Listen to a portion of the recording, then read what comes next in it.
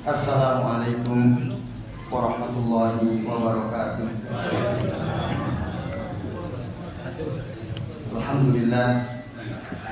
Alhamdulillahilladzi hadana li hada wa ma kunna linahtadiya laula an hadanallah. Asyhadu an la ilaha illallah wahdahu la syarika lah wa asyhadu anna Muhammadan abduhu wa rasuluh. Allahumma shalli wa sallim wa barik ala Muhammad wa ala ali Muhammad kama shallaita wa barakta ala Ibrahim wa ala ali Ibrahim fil alamin innaka Hamidum Majid. Rabbi shrah li sadri wa yassir li amri wahlul 'uqdatam min lisani yafqahu qawli kama qala. Bapak-bapak dan ibu-ibu serta jamaah sekalian, rahimani wa rahimakumullah. Alhamdulillah pada malam ini kita bisa berjumpa kembali untuk melanjutkan ngaji kitab Al-Aqidah As-Safariniyah. Dan pada kesempatan kali ini kita akan membahas bait yang ke-23 ya, halaman 45.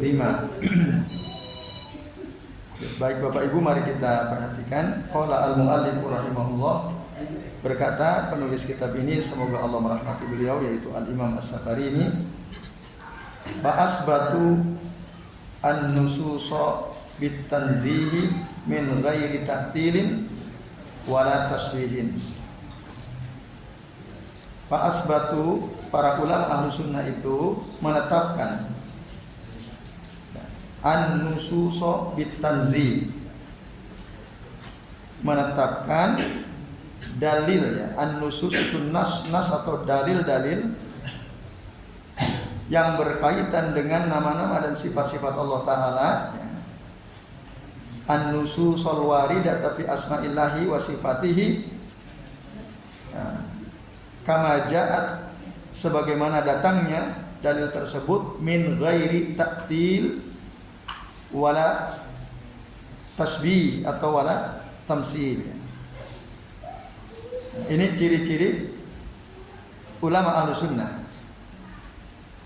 Jadi Bapak Ibu, kalau kita ingin tahu siapakah mereka ulama ahlu sunnah yang berkaitan khususnya ya dalam memahami dalil-dalil berkenaan dengan nama dan sifat Allah Ta'ala, maka ciri-ciri ulama ahlu sunnah itu mereka menetapkan setiap dalil yang ada terkait dengan nama-nama Allah dan sifat-sifat Allah Ta'ala ya, tanpa ditolak maknanya dan tanpa diserupakan nama atau sifat Allah tersebut dengan makhluk itu. Bitanzi, tanzi itu tetap dengan mensucikan Allah Subhanahu wa taala, tidak merendahkan Allah Subhanahu wa taala. Itulah dia Ahlus Sunnah wal Jamaah, Bapak Ibu. Jadi mereka menetapkan tidak menolak dalil ya, sebagaimana yang dilakukan oleh sebagian orang kaum Al-Jahmiyah atau Mu'tazilah, bahkan Asy'ariyah, pengikut Abul Hasan Al-Asy'ari ya. Di Indonesia banyak ya yang mengklaim dirinya bermadhab Asy'ari atau Al-Maturidi ya, atau yang sejenis dengan mereka. Karena apa? Sebagian kaum seperti orang Jahmiyah, Mu'tazilah, Asy'ariyah dan yang sejenis dengan mereka ini lam ya'taqidu ya, ma dallat alaihi hadhihi an-nusus. Mereka tidak meyakini apa yang ditunjukkan oleh dalil-dalil ini terkait dengan nama dan sifat Allah Ta'ala. Bahkan mereka menolaknya ya, mentakwilnya, merubahnya dari apa yang datang pada dalil baik dari Al-Quran maupun dari Sunnah. Nah ini yang disebut at-ta'til namanya. Contoh misalnya ada sebagian orang dia menolak ketika dikatakan Allah istawa di atas arsy. Allah istawa atau bersemayam di atas arsy. Allahul ladzi khalaqas samawati wal arda wa ma bainahuma fi sittati ayyamin summa stawa 'alal 'arsy. Allah sendiri itu yang bilang. Ada ya lebih dari atau tidak kurang dari 8 kali Allah mengulang kata istawa 'alal 'arsy di dalam Al-Qur'an. Tapi ada orang menolak, loh kok Allah bersemayam di atas arsy? Akhirnya apa? Mereka menolak karena kata mereka, kalau Allah bersemayam di atas arsy berarti Allah butuh tempat. Nah itu pakai akal. Dikiranya bersemayamnya Allah dengan kita sama, gitu. Sehingga mereka menolak kata istawa itu jika diartikan bersemayam. Lalu apa? Ditahriflah oleh mereka. Mereka melakukan taktil, penolakan. Dan itu berangkat daripada tasbih atau tamsil. Kenapa mereka menolak? Karena mereka secara disadari atau tidak sebenarnya sudah melakukan tamsil atau tasbih, menyerupakan Allah dengan makhluk. Dengan kalimat loh kok Allah bersemayam. Kalau Allah bersemayam berarti Allah butuh tempat. Nah ini sebenarnya sikap begini ini disadari atau tidak dia sedang melakukan tasbih atau tamsil, menyamakan Allah dengan makhluk. Nah, ini padahal ayatnya jelas sekali ya. Dalam surah Asy-Syura ayat 11. Laisa kamislihi syai'un wa huwas samiul basir. Tidak ada yang sama satupun dengan Allah Ta'ala. Tidak ada yang sama. Apapun nggak ada yang sama dengan Allah Ta'ala. Dan Allah itu maha mendengar lagi maha melihat. Nah ini. Jadi kita melakukan tamsil atau tasbih itu nggak boleh. Karena Allah tidak sama. Nah orang-orang yang tadi melakukan taktil itu bukan ahlu sunnah. Melakukan tamsil bukan ahlu sunnah. Lalu tahrif. Nah akhirnya setelah mereka melakukan tamsil, menyamakan, mereka akhirnya mentaktil, menolak, dan pada akhirnya mereka melakukan apa? Tahrif. Merubah makna istawa menjadi istaula. Jadi kata mereka, maksud Allah istawa 'alal 'arsy itu artinya apa? Allah menguasai arsy, bukan bersemayam. Nah, itu sudah tahrif. Udah tahrif itu. Nah, dulu orang-orang Bani Israel disuruh untuk mengatakan kulu hittatun naghfir lakum. Kulu, ya, katakanlah hittatun naghfir lakum.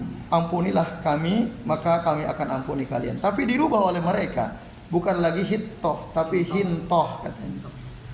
Hintoh itu jadi gandum. Wah, itulah orang Bani Israel merubah-rubah ayat, tahrif namanya. Nah, maka orang yang berani merubah makna ayat tadi itu tidak ubahnya sama seperti orang Bani Israel dulu di zaman Nabi Musa alaihi salam. Nah, ini Bapak Ibu dan saudara sekalian ya. Jadi ulama-ulama Ahlus Sunnah wal Jamaah itu mereka tidak mentaktil, tidak mentasbih. Apa mentaktil artinya? Menolak. Maknanya kalau mentasbih artinya menyerupakan.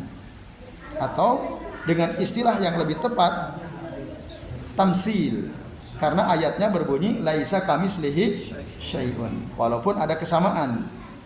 Meskipun kata tamsil kata saya Al-Fauzan sebenarnya lebih sesuai dengan surah Asy-Syura ayat 11. Walaupun tasbih juga tetap bisa diterima. Nah, ini Bapak Ibu dan jamaah sekalian, a'azani Allahu wa iyyakum ajmain. Oleh karenanya ini penting sekali akidah seperti ini kita pelajari, jangan sampai kita tergelincir mengikuti orang-orang yang mentaktil, mentasbih, mentamsil dan mentahrif. Nah, ini sudah keluar dari manhaj Ahlus Sunnah wal Jamaah. Nah, ini Bapak Ibu dan sekalian. Nah, meskipun mungkin ada kesamaan kata, ada kesamaan makna dari sifat yang dinisbatkan kepada Allah Ta'ala itu. Misalnya di antara nama Allah Ta'ala adalah As-Sami Al-Basir. Sami itu maha mendengar, Al-Basir maha melihat. Sifat mendengar dan melihat ada nggak pada manusia, pada makhluk? Ada. Contohnya di dalam Al-Quran surah Ad-Dahr atau Al-Insan ayat 2 ya. Allah Ta'ala mengatakan laqad khalaqnal insana min nutfatin amsyajin nabtalihi faja'alnahu sami'am basira. Dan sungguh telah kami ciptakan manusia min nutfatin amsyajin, dari air mani yang bercampur ya. Min nutfatin amsyajin nabtalihi, lalu kami uji dia, faja'alnahu, lalu kami jadikan dia manusia itu sami'am basira, mendengar dan melihat. Sama gitu, ada kata sami, ada kata basir. Secara lafaz sama, secara makna sama, tetapi secara hakikat dan kaifiyah beda. Nah, artinya ada contoh lain, misalnya tadi istawa, bersemayam ya. Bersemayamnya Allah ya, kalau raja bersemayam di atas singgasananya, arsy-nya, kan seorang raja juga punya singgasana. Apakah sama seorang raja yang bersemayam di atas singgasananya dengan Allah yang bersemayam di atas arsy-nya? Sama atau tidak? Secara hakikat beda ya. Secara kaifiyah beda. Kaifiyah itu bagaimananya, rinciannya, hakikat ya hakikatnya. Walaupun mungkin istilahnya sama, lafadznya sama, maknanya sama, tapi hakikatuhu ya, wa kaifiyatuhu syai'un akhar, itu beda ya, tidak sama. Nah, ini Bapak Ibu dan jamaah sekalian, azanillahu wa iyyakum ajmain.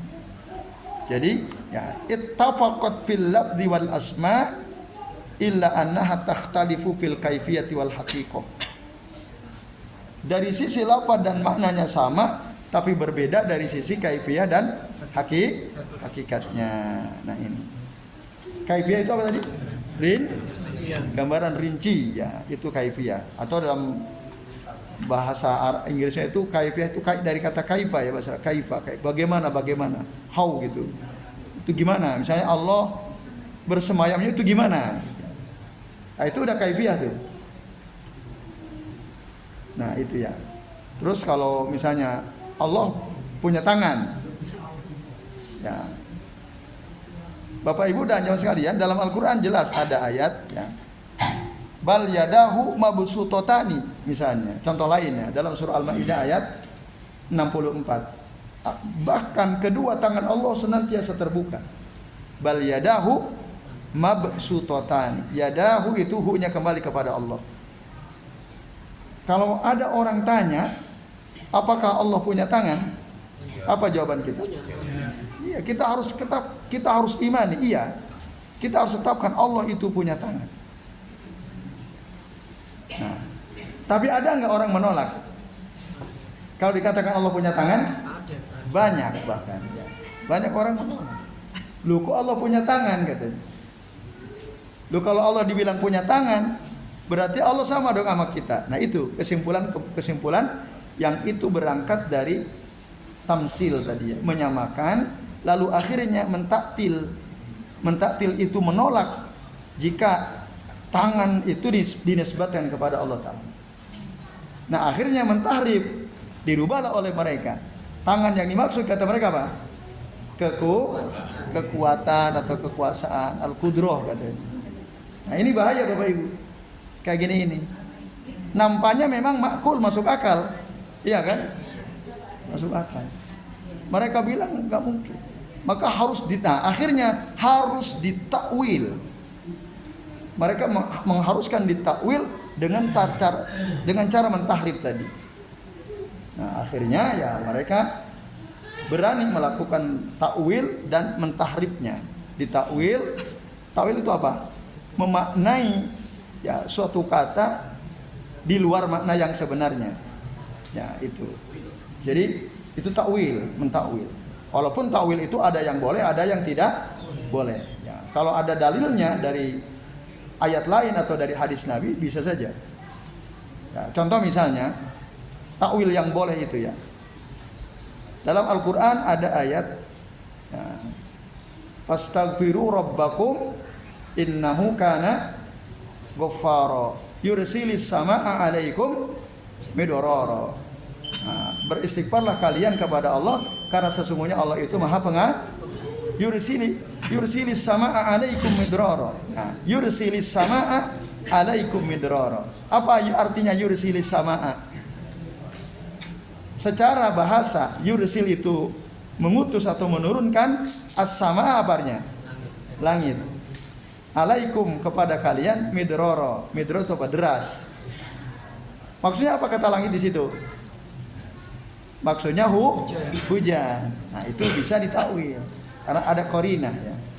Nah, ini Bapak Ibu dan jamaah sekalian, azani Allah wa iyyakum ajmain. Sementara sifat-sifat Allah taala, nama-nama Allah taala itu tidak boleh ditakwil. Ini Isya jam berapa ini? Jam 6 lewat 45 ya, masih ada. Nah, ini Bapak Ibu dan jamaah sekalian, a'adzani Allahu wa iyyakum ajmain. Nah, jadi kaidahnya ya, kaidah yang dilakukan oleh Ahlus Sunnah wal Jamaah di dalam memahami dalil-dalil tentang nama-nama dan sifat-sifat Allah Ta'ala itu ya ada berapa? Ada 2 tanpa melakukan hal yang 5 atau yang 6. 2 itu apa? Nah, yang pertama al-imanu atau nu'minu biha, kita mengimaninya, wa nutsbituha dan menetapkannya. Pokoknya semua dalil dari Al-Quran atau dari hadis Nabi ketika bicara tentang nama dan sifat Allah harus kita imani, harus kita tetapkan. Min ghairi, nah tanpa melakukan apa? 6 ya. Nu'minu biha wa nusbituha min ghairi ta'tilin, tanpa menolaknya, wala tasbihin, tanpa menyerupakannya, wala tamsilin, tanpa menyamakannya dengan makhluk. Terus apa lagi?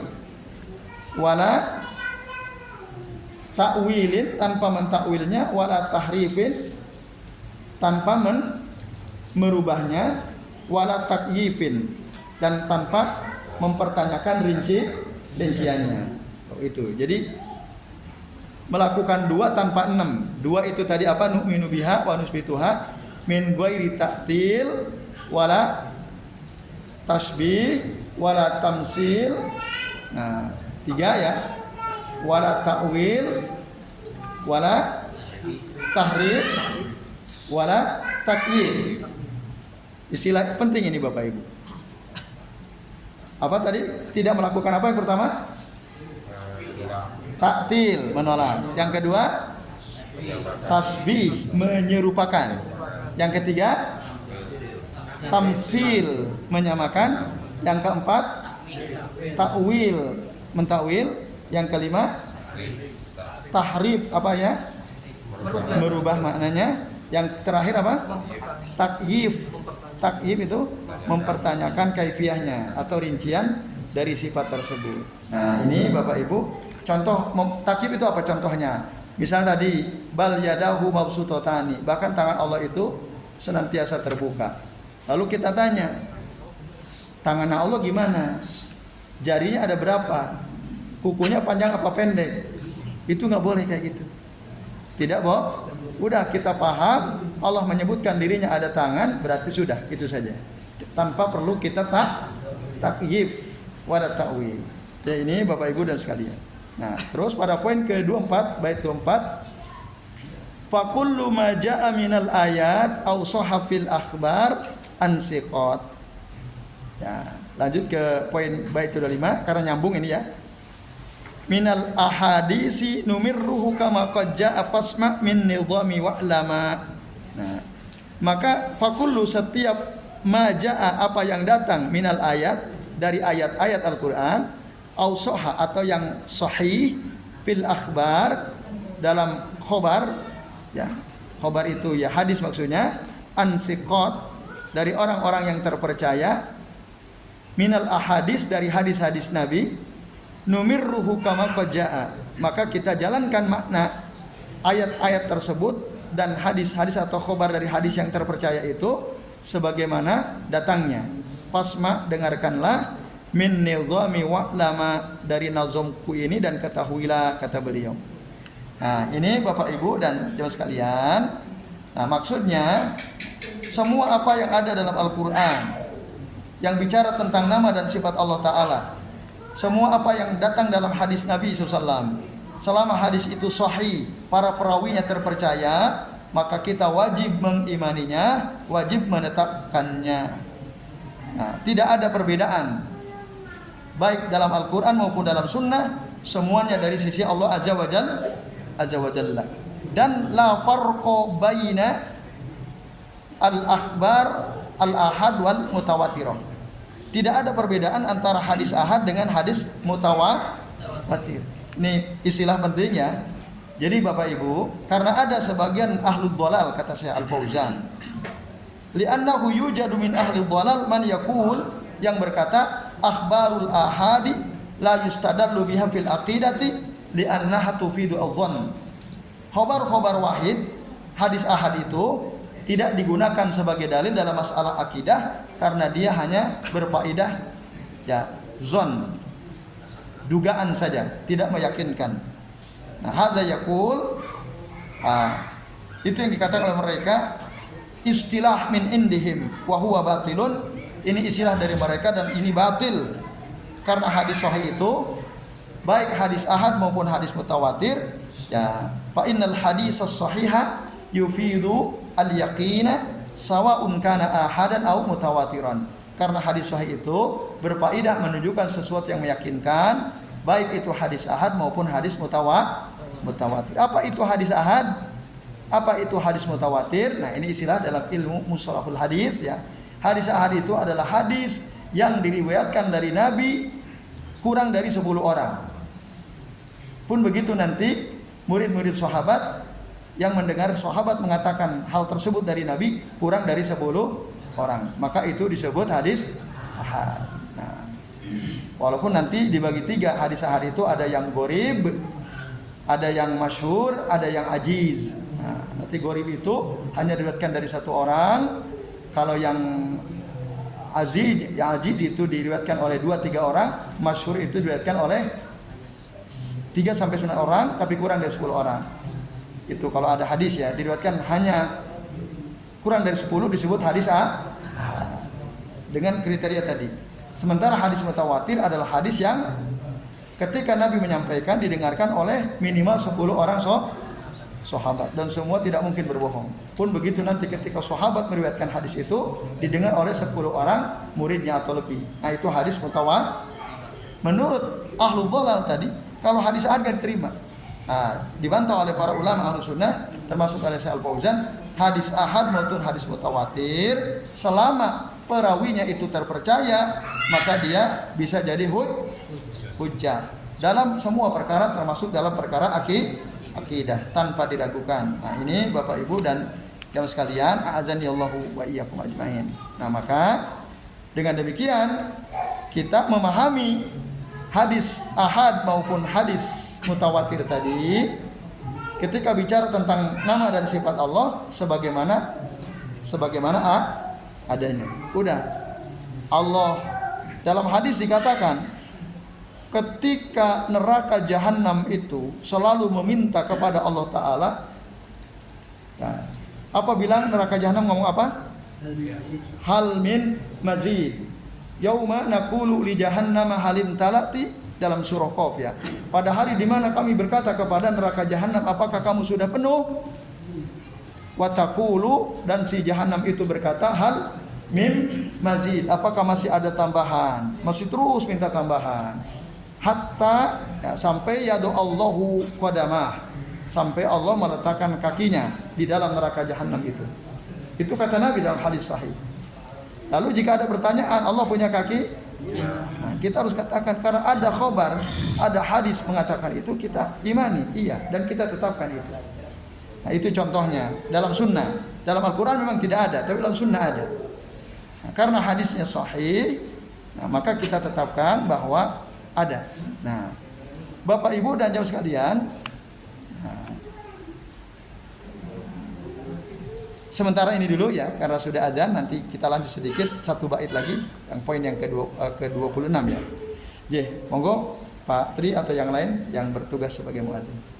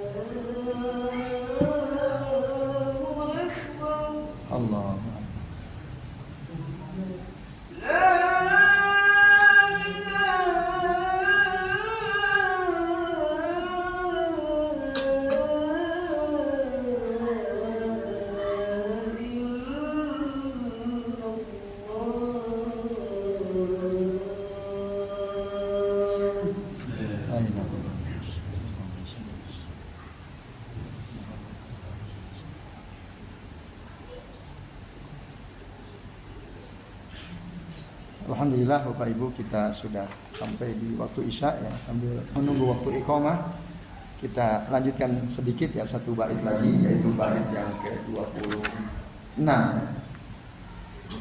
Nah, Bapak Ibu dan sekalian, jadi tadi kita berdasarkan bait ke-25, 24, 25 ya, atau 25 itu, numir ruhu kama qad ja'a fasma min nizami wa'lama. Jadi kita memahami dalil-dalil yang ada dalam Al-Quran dan Sunnah Nabi itu sebagaimana datangnya ya, seperti itu. Maka dengarkan dari nazamku ini dan ketahuilah, kata beliau. Jadi kita pahami apa adanya. Begitu juga yang dilakukan oleh generasi salafus saleh, para sahabat. Jadi para sahabat itu ya, Bapak Ibu dan jamaah sekalian, ketika mendapatkan ayat tentang sifat-sifat Allah Ta'ala, tentang nama-nama Allah Ta'ala, mereka meyakini dan mereka tahu maknanya. Tangan mereka tahu, istawa mereka tahu, ya, al-qadam mereka tahu, al-wajhu mereka tahu. Udah, mereka pahami itu dengan lafaz dan makna. Sesuai lafaznya begitu, ya maknanya begitu. Mereka nggak pernah tanya sama Nabi, ya Rasul, tangan Allah gimana? Nggak pernah. Udah paham. Ya Rasul, istiwanya Allah bagaimana? Nggak pernah sahabat tanya begitu.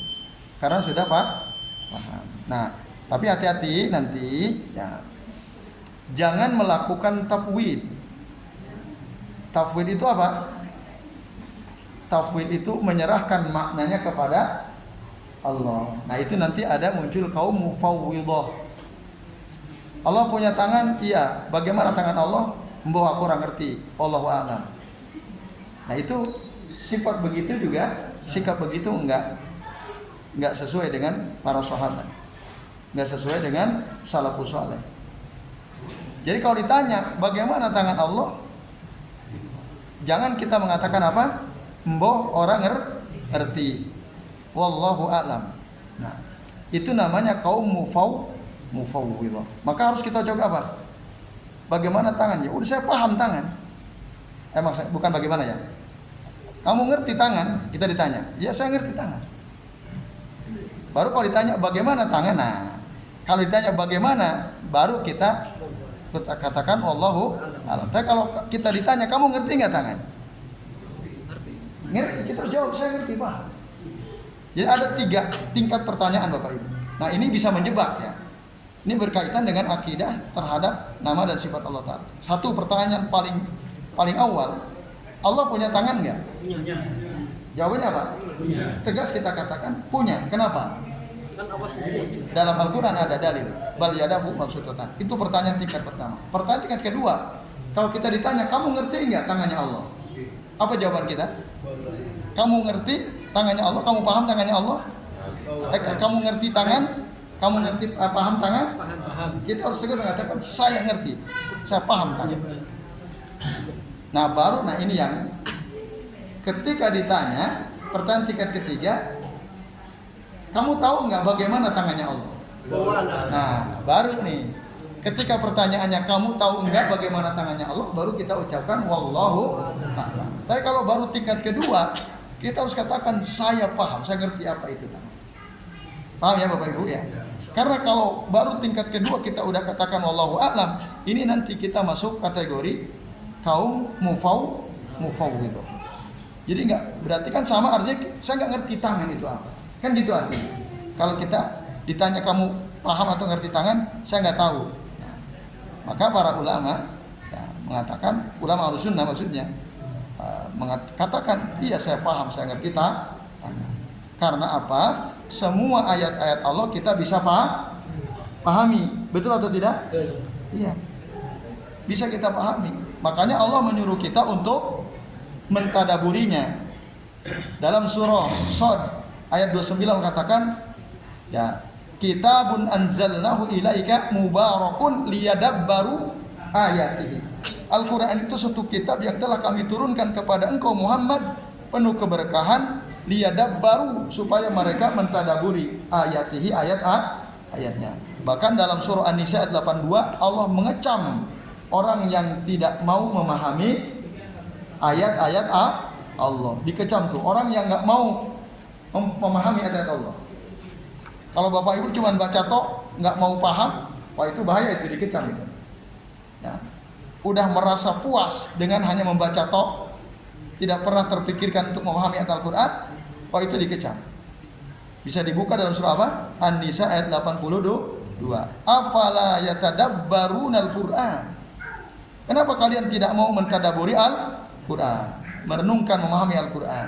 Walau kana min indi ghairillahi, seandainya Al-Quran itu bukan dari sisi Allah Ta'ala, lawajadu fi ikhtilafan katsira, maka niscaya mereka akan mendapatkan banyak sekali perbedaan. Nah, menurut penjelasan sebagian ulama tafsir termasuk Syekh Al-Fauzan, jadi lamallahu alladziina la yatadabbaruna al-Quran. Allah mencela orang-orang yang tidak mau mentadaburi Al-Quran. Walam yastasni minhu syai'an, dan tidak ada pengecualian. Ya. Apalagi orang yang tidak mau memahami nama-nama dan sifat-sifat Allah Ta'ala. Ini perkara paling penting dalam Al-Quran. Jadi ini sekalian, wala yang poin terakhir ya, poin 26, wala naruddu zakat bil uqul. Jangan kita mengembalikan dalam memahami sifat dan nama-nama Allah Ta'ala itu dengan jangan dengan akal. Mikirnya pakai akal, tapi pakai dalil.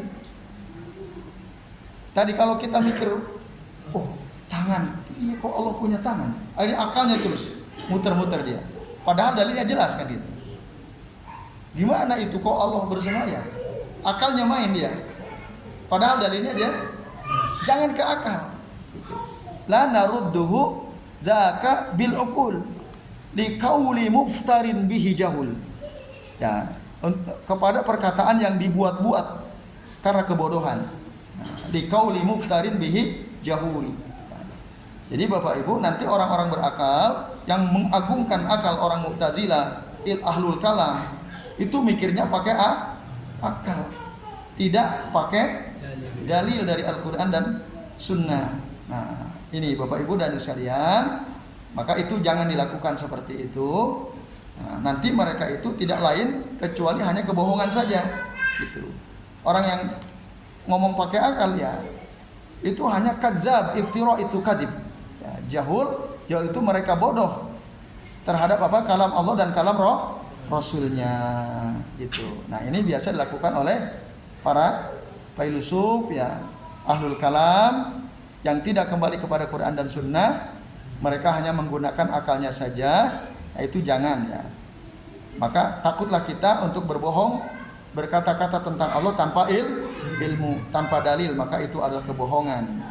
Nah, maka di dalam surah Al-A'raf ayat 37 Allah mengatakan, "Faman azlamu mimman iftara 'alallahi kadziba." Adakah orang yang lebih zalim daripada Allah ya, daripada orang yang membuat-buat ya atas nama Allah dengan dusta. Nah, itu. Dalam surah Al-Baqarah ayat 169 kita diharamkan untuk apa? Mengucapkan antakulu 'alallahi ma la ta'lamun, mengatakan sesuatu tentang Allah atau atas nama Allah tanpa ilmu. Dalam surah Al-Isra ayat 36 Allah mengatakan wala takfu ma laisa laka bihi ilmun. Jangan kau ikuti apa yang engkau tidak punya ilmu, dan seterusnya. Bahkan orang yang berani berkata-kata tentang Allah tanpa ilmu, hanya pakai akal, itu la yuflihun, tidak akan beruntung. Itu kita bisa buka dalam surah An-Nahl ayat 116 sampai 117. 116 sampai 117. Allah Subhanahu wa taala berfirman, "Innal ladzina yaftaruna 'alallahil kadzib la yuflihun."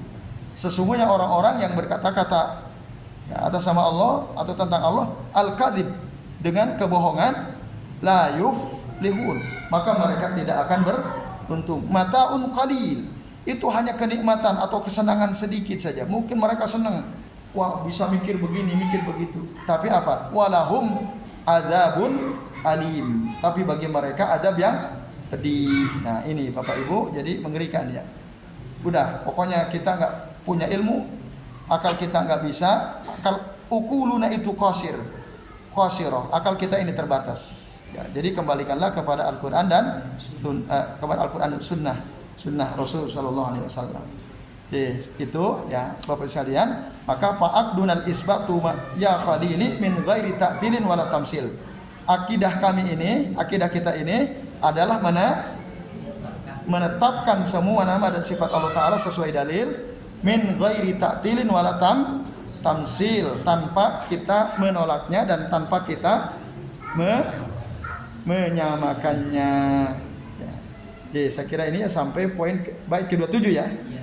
Ya itu.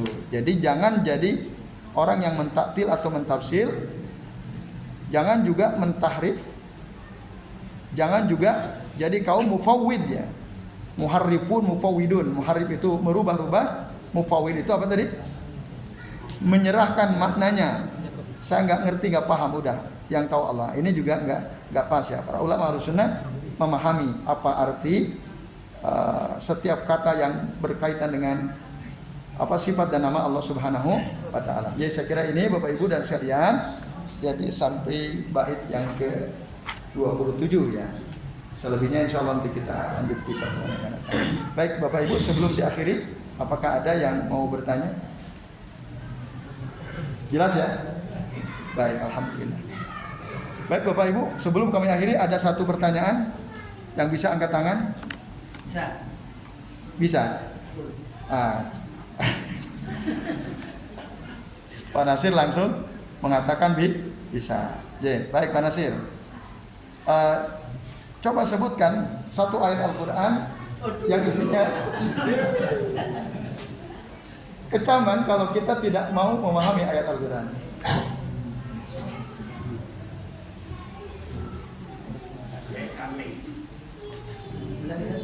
Sebutkan satu ayat Al-Quran yang isinya merupakan celaan Allah Ta'ala terhadap orang yang mau tidak memahami ayat-ayat Al-Quran. Apalah ta'qilun. Ya, qaribun minas sahih. Ya, antum? Afala yadabbaruna al-Qur'an. Afala yadabbaruna al-Qur'an. Tulisannya lupa. Oke. Ya, surah An-Nisa ayat 82. Afala yatadabbaruna al-Qur'an. Tidaklah mereka mau merenungi, mentadaburi ayat-ayat Al-Quran. Walau kana min indi ghairillahi lawajadu fihi tilafan katsira. Nah itu Pak Nasir. Apa hal yang kita tidak boleh lakukan di dalam memahami, saya ulangi, apa hal yang tidak boleh kita lakukan ya, berdasarkan kaidah Ahlussunnah wal Jamaah di dalam memahami ayat-ayat atau hadis-hadis yang berkaitan dengan sifat-sifat dan nama-nama Allah Ta'ala. Apa yang tidak boleh kita lakukan? Angkat tangan yang bisa. Oke, antum. Tidak boleh mentaktil. Tidak boleh mentaktil. Ada berapa itu? Nah, satu, tidak boleh mentaktil. Dua, mentasbih. Mentasbih. Tasbih ya pakai syin. Nah, terus Mentamsil. mentamsil. Takwil. Mentakwil. Mentakyif. Mentahrif. Mentakrif. Apa? Mentakyif. Bukan takyif. Takyif. Takyif pakai kaf ya. Nah, kan jadi ketahuan loh. Nah, salah nyata bahaya itu ya. Nah, itu ya 6. Terakhir, apa itu makna daripada kata takyif? Mananya Pak? Apa? Mempertanyakan rincian sifat Allah Ta'ala itu nggak boleh. Ya baik, alhamdulillah berarti nggak ngantuk yang bisa jawab ya. Ya baik Bapak Ibu.